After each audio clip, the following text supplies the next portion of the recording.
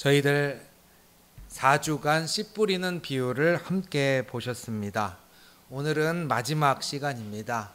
마지막 시간이니 이 씨 뿌리는 비유에 대해서 어떻게 보면 마지막 정리를 하는 시간이 될 수 있을 것입니다. 그래서 여러분들이 그 씨 뿌리는 비유, 가시밭, 돌밭, 길가, 좋은 밭 전체를 같이 보시면서 나눌 수가 있겠습니다. 예수님께서는 이 비유로 말씀을 하셨습니다. 이 비유는 마태복음 13장과 누가복음 8장에 등장합니다. 예수님께서는 비유로 말씀하실 때 가장 많은 부분을 어떤 주제로 말씀하시느냐? 하나님 나라에 관해서 말씀하십니다. 당시의 사람들은요, 하나님 나라가 이렇게 올 줄 알았습니다.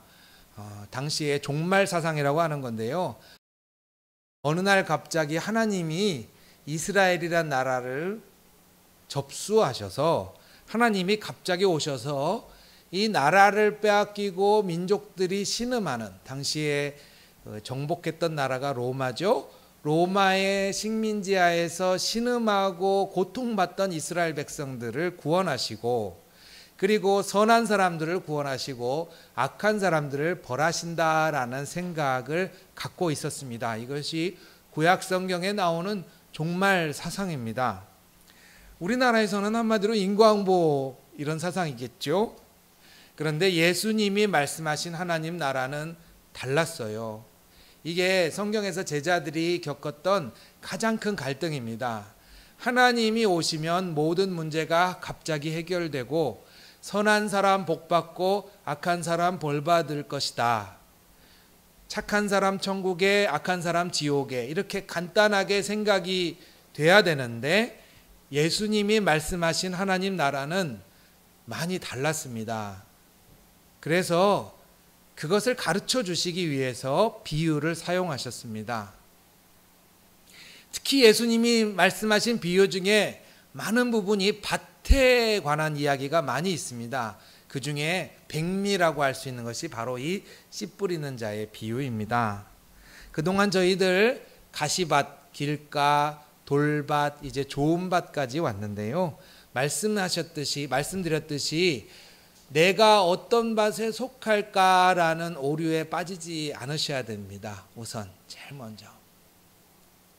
많은 분들이 이제 교회에 오실 때 하나님께서 이렇게 우리를 보시고 우리 마음을 보시고 우리 마음이 하나님 마음에 적합한지 아닌지 가려낼 것이다 라고 하는 오류에 많이 빠지시게 되는데요. 그렇게 이 말씀을 읽었을 때 이 말씀에서는 농부는 힘이 없게 됩니다. 그렇죠? 농부의 자질이 별로 필요가 없어요. 그냥 밭이 중요하겠죠? 밭의 능력이 중요해요.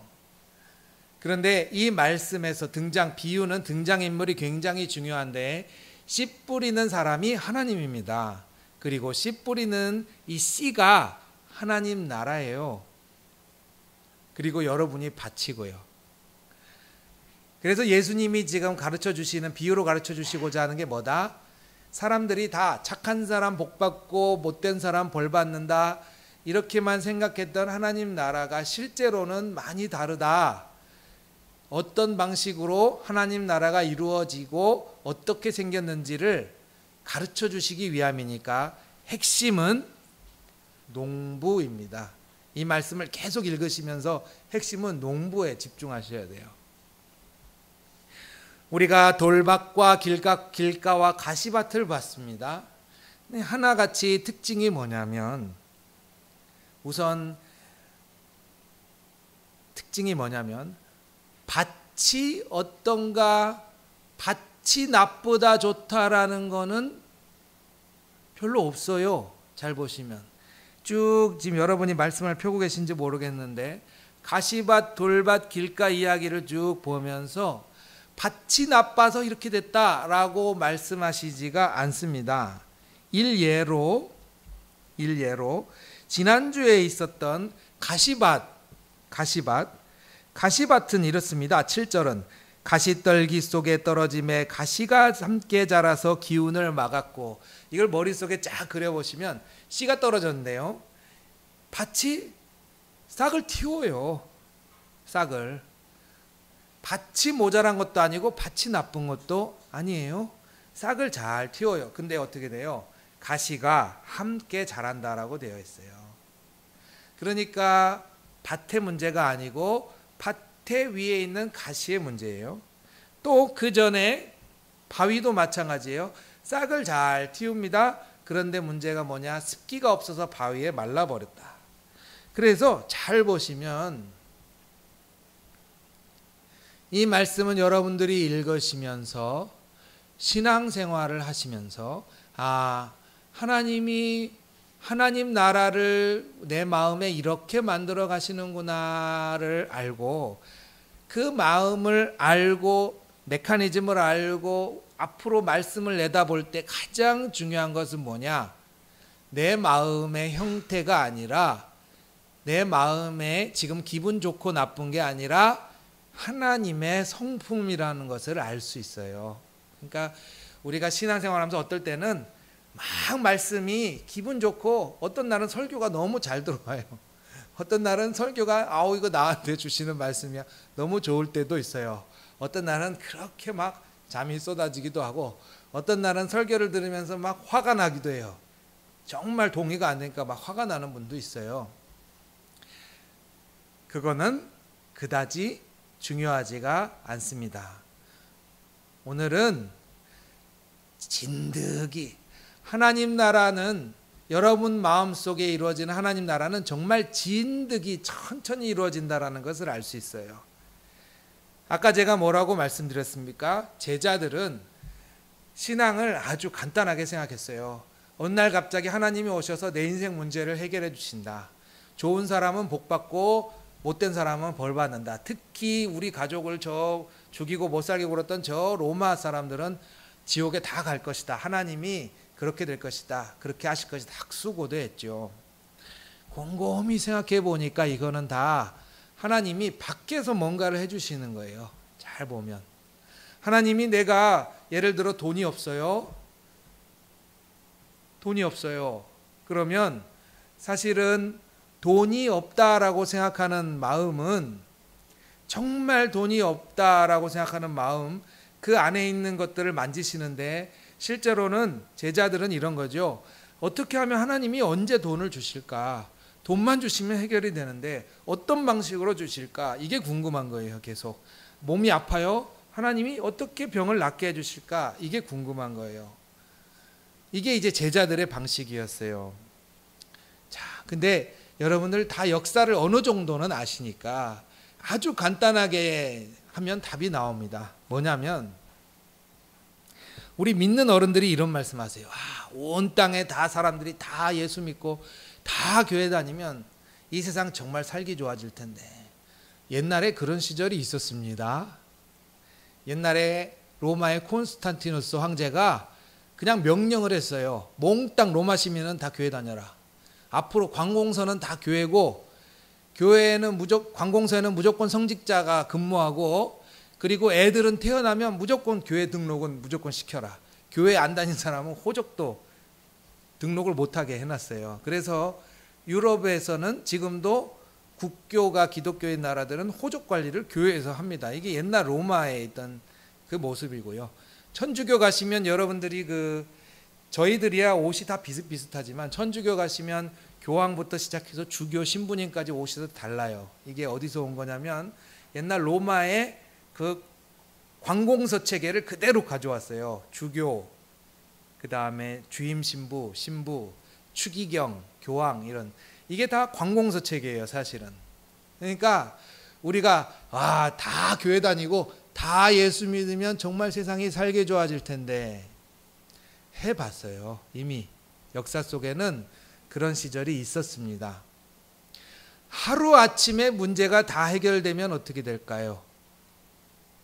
자, 콘스탄티누스 황제가 다 교회 다녀, 이제는 다 나면서부터 등록해, 모든 사람이 다 예수 믿어, 이렇게 명령으로 예수를 딱 믿고 나니까 조금 지나서 어떤 일이 있었는 줄 아십니까? 사람들 사이에 이런 일이 생겼어요. 옛날에 예수 믿을 때 우리 성경에도 나오지만 예수 믿으면 막 사람들이 사자밥이 되고 막 지하 무덤에 가서 막 도망가서 예수 믿던 시절이 있지 않습니까? 그런데 다 신앙이 좋지는 않았어요. 그래서 지하에 가서 몰래 몰래 예수 믿다가 어떤 사람들이 있었어요. 난 도저히 안 되겠다. 난 도저히 안 되겠다. 나는 보통 사람처럼 살고 싶어. 그래서 그냥 교회를 뛰쳐나가서 나 이제 예수 안 믿겠어. 예수님 안 믿을 테니까 나 직장도 좀 다니고 나도 그 나라에서 좀 혜택도 받으면서 그렇게 살겠소. 나도 이제 더 이상 죽음의 위협을 느끼지 않고 살고 싶소. 이런 사람들이 있었어요. 그렇죠? 평신도만 있었던 게 아니고 당시에 목사님이란 직분이 없었지만 교회의 지도자들도 많이 있었어요. 너무 힘드니까. 자, 다 예수 믿어라고 명령이 딱 있자마자 바로 몇 년 뒤에 무슨 일이 있었냐? 그때 교회를 뛰쳐나가서 안 믿는다고 했던 사람들 다 찾아내. 이게 이제 역사 속에서 유명한 제세례 운동이에요. 교회에서 세례 받고 나서 예수 안 믿는다고 밖에 나가서 선포하고 교회 안 나왔던 사람들 다 찾아내. 그 사람들 어떻게 됐을까요? 교회가 엄청 싸웠어요. 이 사람들 교회 나오게 된다. 아니다. 이 사람들 옛날에 힘들 때 예수 안 믿는다 그랬다. 다 내쳐라. 아니다. 예수 믿게 된다. 막 옥신각신 싸웠어요. 이 제세례 운동이 옛날에 있었어요. 자, 모든 사람이 다 교회 다니면 해결될 것 같냐? 제자들은 그렇게 생각했어요. 한꺼번에 대통령이 바뀌면, 나라가 확 바뀌면, 세상에 하나님이 오셔서 하나님이 직접 세상을 확 바꿔주시면 될 거다. 천만에. 예수님의 하나님 나라는 그렇지 않습니다. 예수님의 하나님 나라는 밭에 씨가 자라듯이 조금씩 자라갑니다. 조금씩. 그래서 이제 여러분들 어느 정도 답이 되셨으면 좋겠어요. 하나님, 나는 어려워 죽겠는데 좀 이게 한 방에 이렇게 팍 해결해 주시면 좋겠는데 왜 하나님 그렇게 해결 안 해주세요? 이미 성경에 나와 있어요. 천천히 밭에 씨가 자라듯이 그렇게 변화시켜 주신다. 그러면 이제 여러분들 안에 왜 그렇게 하나님이 씨를 뿌리시는가 그 성품을 이해해 주셨으면 합니다. 자, 우리는 우리 마음속에 어떨 때는 돈 걱정하는 가시밭도 있고 어떨 때는 도무지 말씀을 들어도 아무 감흥도 없는 돌밭도 있고 심지어 아예 여기 와서 올 생각도 안 하는 길가 같은 밭도 있습니다. 그런 사람이 특별히 있는 것이 아니라 우리 안에 다 있습니다. 성경 속에서는 이제 여러분의 마음이 나는 이렇구나 라고 하면서 속상해 하시라고 이 마음이 있는 것이 아니라 집중을 뭐로 하시느냐?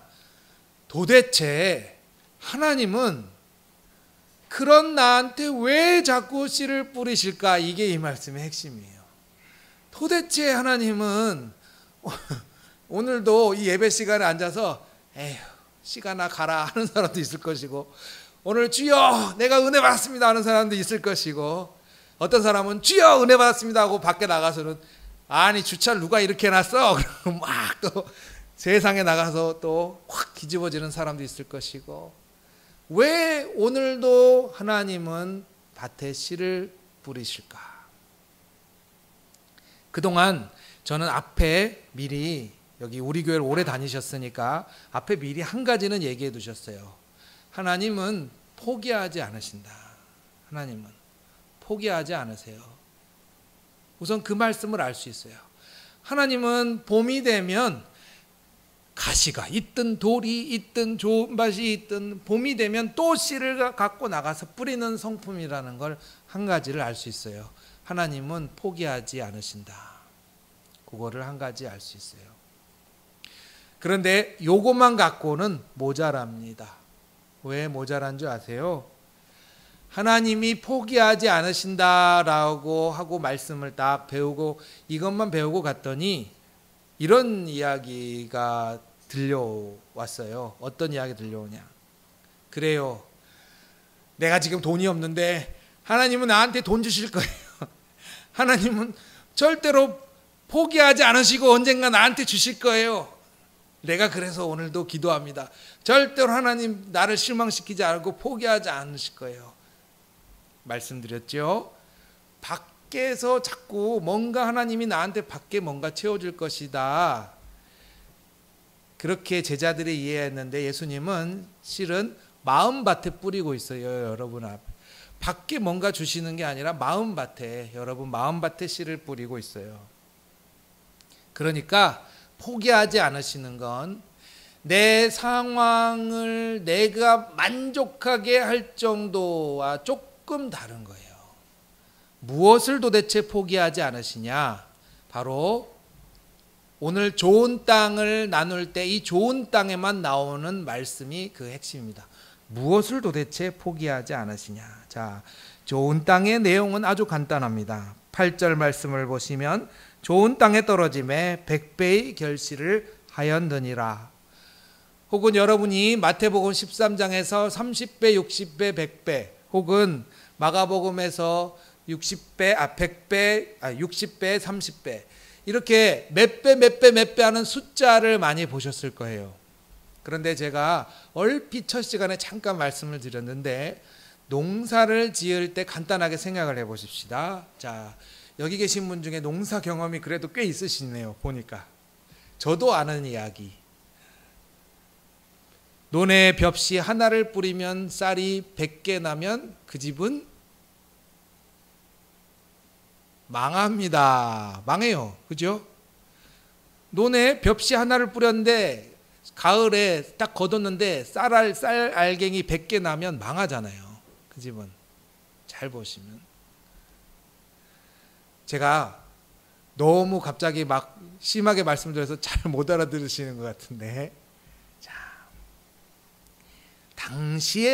이 당시에도 씨를 하나 심어서 그게 사과든 그게 벼든 그게 보리든 간에 당시에는 어쨌든 밀과 보리를 많이 심었지만 그게 뭐든 간에 심어서 100배의 결실이 난다라는 건 당연한 겁니다.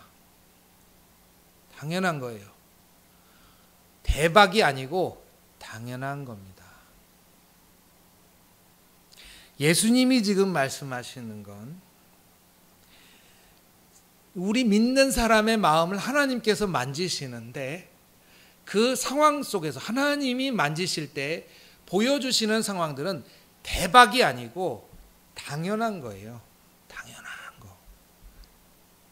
그렇지만 그 당연함이 여러분 일상 속에서 당연함이 하나님을 내가 예수 믿고 하나님 알게 되니까 달라 보이고 달라지는 거예요. 그게 복이에요. 그게 복이에요. 우리는 주변에 아주 많이 알고 있습니다. 어느 목사님이나 다 한 번씩 하는 예화죠. 복권 당첨이 하루아침에 돼서 100억을 번 사람은 인생이 어떻게 됐을까요? 알죠? 아주 간단하게 주변에서도요. 기도받고 병 고침 받은 사람들이 많아요. 심지어 내가 죽게 생겼는데 갑자기 기도받아서 생명의 연장을 받은 분도 많아요. 그러나 실제 통계를 내보면 많은 사람들이 이야기합니다. 내가 당장 죽게 생겼는데 기도를 받았다고 해서 그 사람이 갑자기 신앙이 확 좋아질까요? 그렇지 않은 사람 많습니다. 마음이 변하지 않으면 내가 죽을 병에 들었다 나았다 할지라도 내가 갑자기 가난해졌다가 엄청나게 부자가 됐다 하더라도 하나님이 밖에서 아무리 부어주신다 하더라도 내 마음이 변하지 않으면 하나도 변하지 않습니다. 왜냐하면 여기 나오는 돌 가시가 말해주잖아요. 돈 걱정이 생기면 걱정 똑같이 되고요. 병에 걸리면 똑같이 아파요. 이거는 특별히 걱정 많은 사람이 있는 게 아니라 여러분 안에 다 있다는 얘기예요. 돈 걱정 생기면 신앙이 좋은 사람도 갑자기 사업이 망하면 교회 나오기 어려워요. 갑자기 교회 와서 열심히 기도하고 예수 믿고 은혜 받는 분도 계시죠. 그러나 많은 분들은 재난이 닥쳐오면 교회 나오기 쉽지 않아요. 그래서 제가 솔직히 말씀을 드리는 거예요. 실제로는 교회 나오기 어려워하는 분들이 아주 많아요. 그런데 그런 분들한테 너는 신앙이 모자라서 교회 안 나오냐 쉽게 얘기하지 마세요. 성경은 이미 다 얘기하고 있어요. 어려움 당하면 기도하기 어렵고, 어려움 당하면 예수 믿기 어렵고, 어려움 당하면 하나님 계속 믿기 어려워요. 근데 아까 제가 말씀드렸잖아요. 하나님은 그 밭을 탓하지 않으세요. 그게 중요한 거예요. 여러분들이 아무리 그렇게 교회를 못 나오는 거 다 아시고 내가 기도하기 어려운 거 다 아세요. 하나님은 밭을 탓하지 않으세요. 중요한 건 나를 보면서 나를 보던 사람들이 하나님을 보게 됐다라는 거죠. 그게 신기한 거예요. 이 누가복음 말씀은 제가 성경 공부하시라고 동기부여를 해드린 겁니다. 성경마다 많이 다릅니다. 같은 복음이라고 다 똑같은 복음이 아니에요. 누가복음엔 맛이 있어요. 누가복음은 여자 이야기가 많이 나오고 아이 이야기도 많이 나옵니다. 병든 사람 이야기도 많이 나와요. 그리고 여러분들이 말하는 탕자 이야기도 누가복음에 나와요. 누가복음에 나오는 이야기는 세상에 어려움 당한 사람 이야기가 굉장히 많습니다. 근데 왜 그런 거 아니? 누가복음을 처음 기록했던 그 신앙 공동체가 있어요. 누가복음을 처음 기록했던 그 누가복음을 갖고 예배하던 그 공동체가 어떤 공동체인가, 어떤 모임인가, 교회인가 봤더니 이런 모임이래요. 대부분 외국인. 이 외국인은 우리로 말하는 불법 체류자예요. 정식으로 시민권 갖지 못하고 맨날 떠돌아다니는 사람, 나그네. 그 다음에 사람인데도 사람이라고 여기지 않고 차별받았던 여성. 그리고 각 집에서 아이들. 옛날에는 아이들 얼마나 차별받았는지 몰라요. 제가 그거를 사실 우리나라에서 애들이 얼마나 귀합니까?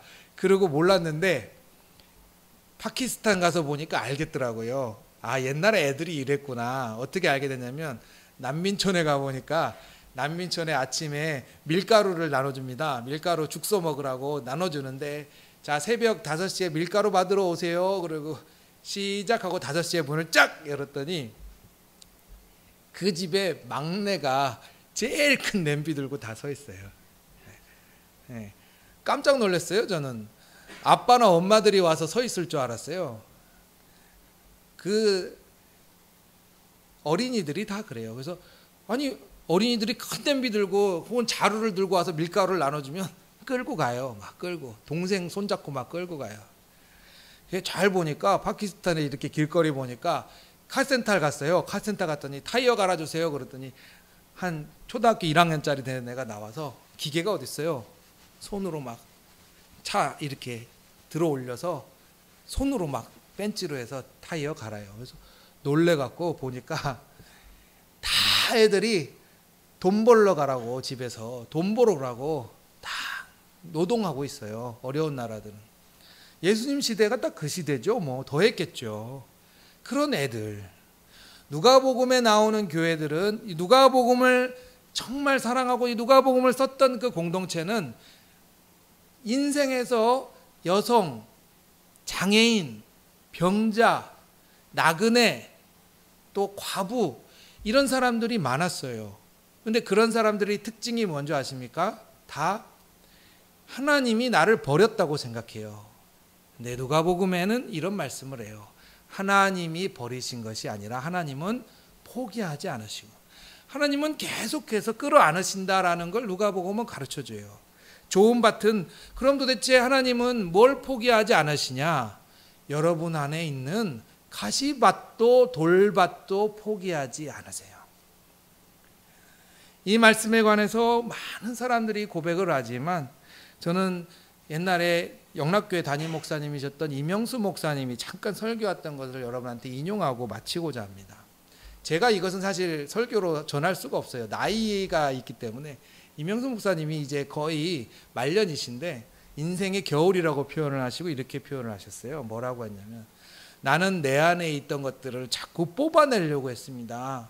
내 안에 있던 상처, 어렸을 때 있던 나쁜 기억, 가난했던 것들, 내가 못난 성격들, 내가 사람들한테 잘못했던 것들을 다 뽑아내고 좋은 사람이 되려고 했어요. 그런데 내가 예수 믿고 나니까 하나님께서는 내 안에 있는 나쁜 면들, 내 안에 있는 어두운 면들, 내 안에 있는 상처들과 나를 화해시켜 주셨어요 하고 얘기해요. 그게 나한테는 너무 좋았답니다. 근데 저는 그 나이가 아직 돼보지 않았으니까 제 얘기로 전할 수는 없고, 이명수 목사님이 하는 설교를 여러분한테 마지막으로 인용해 드립니다. 하나님은 뭐를 포기하지 않으시냐? 여러분한테 좋은 것만 줘야 되고, 여러분한테 좋은 면만 있어야 되고, 여러분한테 상황이 꼭 좋아져야 된다라고 얘기하지 않으시고요, 30배, 60배, 100배 일상을 포기하지 않으시는 거예요. 하나님은 그냥 내일 가면 또 가시돋친 또 할 거고요, 돈 걱정하면 또 교회 다니기 어렵고요, 또 남들하고 똑같이 살아요. 그런데 중요한 건 하나님은 그것을 끌어 안으시고 그 안에서 고쳐야 된다, 이건 나쁜 거니까 뿌리 뽑아라고 얘기하지 않으시고, 그것도 너다, 여기도 씨를 뿌리시고, 걱정 많은 그것도 너다, 여기도 또 씨를 뿌리시고, 그래 다른 사람한테 나쁜 말하는 그것도 너다, 여기다 씨를 뿌리시고. 결국에는 하나님의 그 성품 때문에 이명순 목사님은 못난 나와 상처받은 나와 가시돋친 나와 무감한 나와 화해하게 되었습니다 하고 얘기합니다. 여러분들 마찬가지입니다. 우리는 사실 상황이 변하는 건 아니죠. 성격이 변하겠어요? 안 변해요.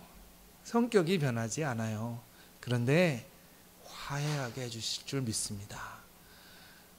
하나님은 그것들을 다 끌어안고 계시듯 여러분들이 하나님의 성품을 조금 알아감으로써 내 안에 있는 그 많은 구멍과 내 안에 있는 그 많은 가시들과 내 안에 밟혀서 도저히 아무것도 느낄 수 없는 길가와 내 안에 때로는 한없이 흐르는 눈물과 마주 대하시면서 그 모든 것들을 사랑하시면서 인생의 봄, 여름, 가을, 겨울을 지나가시기를 주님의 이름으로 축원합니다.